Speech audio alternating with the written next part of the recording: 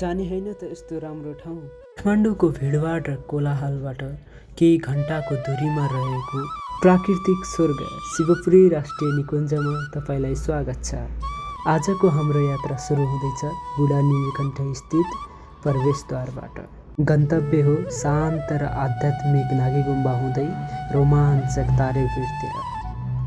Video मन परेमा like तथा सेयर गर्न नबिर्सिनुहोला। साथै नजिकैको स्क्रिनमा रहेको घन्टी बजाउन नि नबिर्सिनुहोला। अगाडिको यात्रा सुरु गरौँ। हामी चाहिँ आज यहाँ बुढा नीलकण्ठबाट चाहिँ हामी पहिला चाहिँ नागी गुम्बा जान्छौँ होइन। नागी गुम्बाबाट तारेभिरतिर जान्छौँ। तारेभिरबाट चाहिँ हामी बुढा नीलकण्ठ बिचबाट राम्रो जङ्गल छ कि होइन, त्यहाँबाट चाहिँ हामी फर्किने हो। गेटबाट पनि आउने। यहाँ हाम्रो साथीहरू हुनुहुन्छ, दाइहरू होइन, 4 जना हामी ग्रुप हो। 4 जना चाहिँ आज हामी दरो रमाइलो गर्ने ठिक छ होइन गाइज। शनिबार चाहिँ अलि मान्छे चाहिँ अलि धेरै हुँदो रहेछन् कि शनिबार चाहिँ अलि टिकट काट्न पनि गाह्रो हुँदो रहेछ कि टिकट काट्न। त्यसैले टिकट चाहिँ अलि बल्ल तल्ल 9 बजेतिर मिल्यो टिकट होइन, टिकट। त्यसैले अब यहाँबाट चाहिँ बोर्ड छ होइन, यहाँ बोर्ड चाहिँ यो बोर्ड हेरेर चाहिँ हामी तारेभिरतिर जान्छौँ। त्यताबाट चाहिँ पहिला चाहिँ नागी गुम्बा गएर अनि तारेभिरतिर जाने हो हामी। यहाँ हुनुहुन्छ हाम्रो दाइहरू। उहाँ चाहिँ हाम्रो मास्टर दाई, उहाँ नि मास्टर दाई हो। 100 रुपियाँ पर पर्सन रहेछ टिकट। कार्ड चाहिँ नचल्दो रहेछ यता। यो चाहिँ हाम्रो बोर्ड भयो होइन। यहाँबाट धेरै हाइकहरू छन्, यहाँ जान मिल्छ हामीले चाहिँ। हाइकहरूतिर चाहिँ हामी जाने तारेभिर त होइन, 30 मिनट छ तारेभिरको चाहिँ, 1 आवर 30 मिनट हो। यो चाहिँ हामी जाने हो। नागी गुम्बा चाहिँ 1 आवर। हामी चाहिँ पहिला नागी गुम्बा जान्छौँ, त्यहाँपछि चाहिँ तारेभिर जान्छौँ। त्यो पनि हो तर पनि यो कल्चर मतलब केही गरी डेभलप पहिले होला भन्नु खोजेको। स्थानीय जनविश्वास अनुसार भनिन्छ शिवपुरी केवल एउटा पहाड होइन, यो शताब्दीौँदेखि साधक, योगी र भक्तजनहरूको ध्यानस्थल रहँदै आएको पवित्र ठाउँ हो। उतै काठमाडौँमा भनौँ फर्स्ट हाइक नै हो सुन्दरी जलपछि दाइको। पाहाडमा चाहिँ हिमाल पहाड ओभरअल थर हो के होला? ओभरअल त्यस्तो हो। सर्फिङ पनि हो त हाम्रो। कुइने हो त्यो, नकुइने प्लास्टिक पो हो त। ए जनावर हामी अब केरा चाहिँ खाँदै 240 पर्यो यार।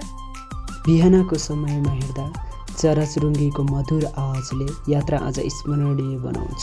घना जङ्गल, चिसो हावा, चराचुरुङ्गीको मधुर आवाज र हरियालीले भरिएको यो पदमार्गले प्रत्येक पाइला आनन्दमय बनाइरहेको छ। यहाँ हिँड्दा प्रकृतिसँगको सम्बन्ध अझ गहिरो महसुस हुन्छ।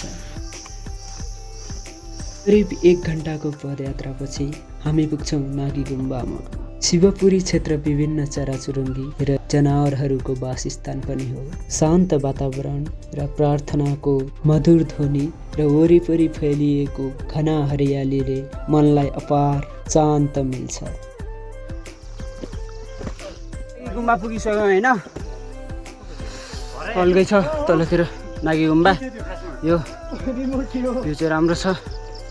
केटाहरू आउँदैछन्। काठमाडौँ त्यो चाहिँ त्यो काठमाडौँ हो कि एयरपोर्ट त हो।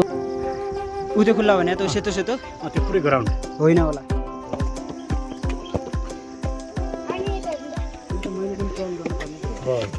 यार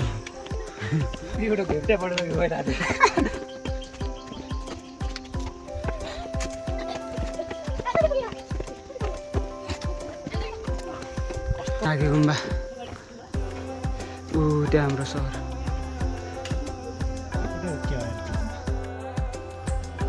हाम्रो नागी गुम्बा हामी पुगिसक्यौँ। 30 मिनटको हाइकमा चाहिँ गेटबाट हामी नागी गुम्बा पुग्यौँ। राम्रो जङ्गल छ है। ओ क्या राम्रो छ यार। ऊ त्यो हाम्रो दाइ।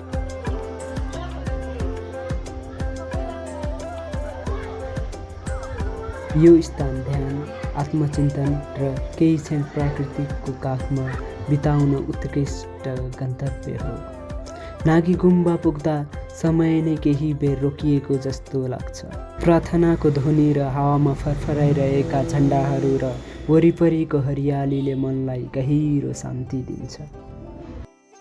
बिर्सेछु साथीहरू, यदि हजुरलाई नागी गुम्बा र तारेभिरसम्म आउनको लागि सर्ट भिडियो चाहिन्छ भने कमेन्ट गर्न नबिर्सिनुहोला। गरिदिनुहोस् है कमेन्ट।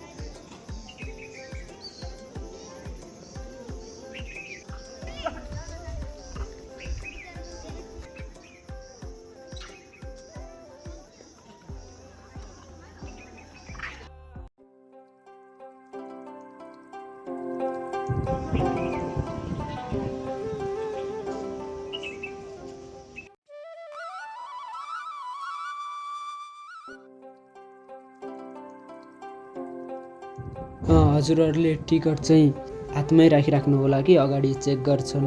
टिकट चाहिँ बाटैभरि यस्तै डाँडा काँडा र हरियाली छिचोल्दै हामी अगाडितिर बढ्दै भिडियो बनाउँदै अब अगाडितिर जाऊँ है त बिस्तारै। मनलाई रोक्नै सकिनँ, एकछिन भयो नि दाइ र म चाहिँ माथि फोटो खिच्न भनेर दौडिहालेँ। पाइला अगाडि सार्दै गर्दा सानो गाउँ पनि देखा पर्यो।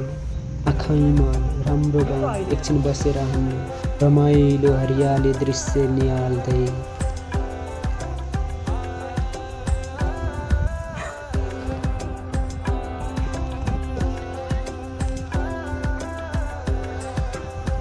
जस खाँदैन तिमी खाऊ।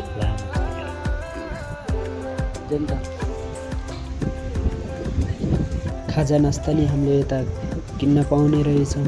अगाडि पानीको धारा नै रहेछ, पानी चाहिँ हजुरले पाउनुहुन्छ पर्याप्त। अब हाम्रो यात्रा अघि बढ्दैछ तारेभिरतर्फ। बाटो केही उकालो भए पनि वरिपरिका दृश्यले थकान बिर्साइदिन्छन्। प्रत्येक मोडले नयाँ दृश्य र नयाँ उत्साह प्रदान गर्छ।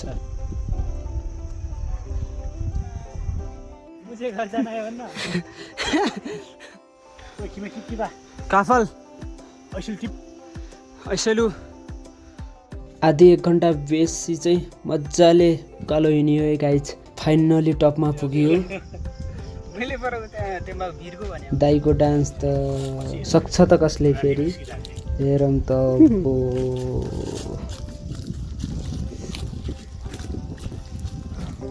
त केटो त डलिसकेछ त के साह्रो थाकिएको। भिड छ यहाँ त। अन्ततः हामी आइपुगेका छौँ तारेभिरमा।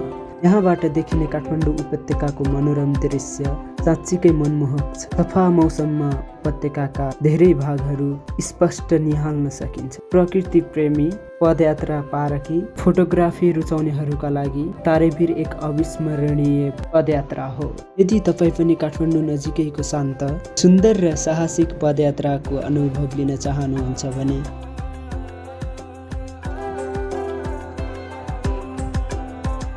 यहाँबाट सूर्योदय र सूर्यास्त विशेष आकर्षक देखिन्छ। सफा मौसममा उपत्यकाको विस्तृत दृश्य अवलोकन गर्न सकिन्छ।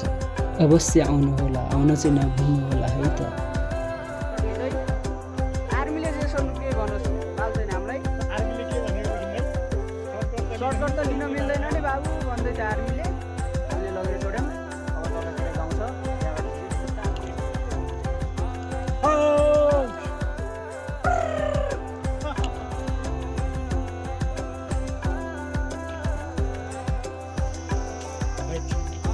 फेरि राइट।